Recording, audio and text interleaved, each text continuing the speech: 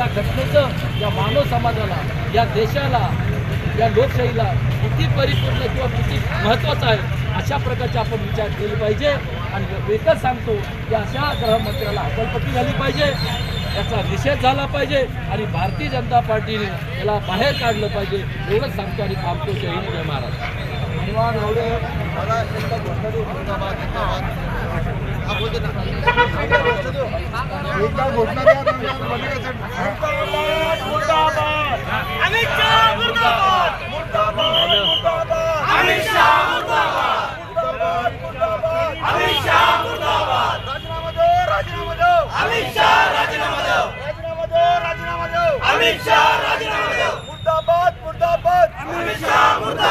Doctor Babasaheb आंबेडकरांचा doctor Babasaheb आंबेडकरांचा विजय असो. बाबा तेरा नाम रहेगा, नाम रहेगा, बाबा तेरा नाम रहेगा. यानंतर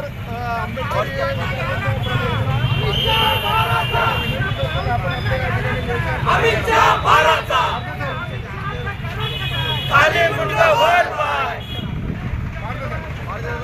डॉक्टर बाबासाहेब आंबेडकरांचा भारतीय संविधानाचा भारतीय संविधान चिरायो.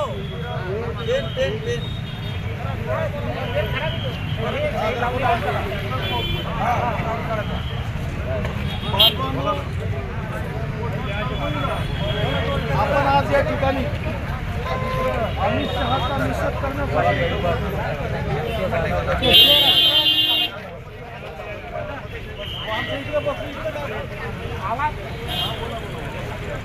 बांधवांनो, संबंध देशामध्ये एक प्रकारचा रोष या ठिकाणी आढळून येत आहे.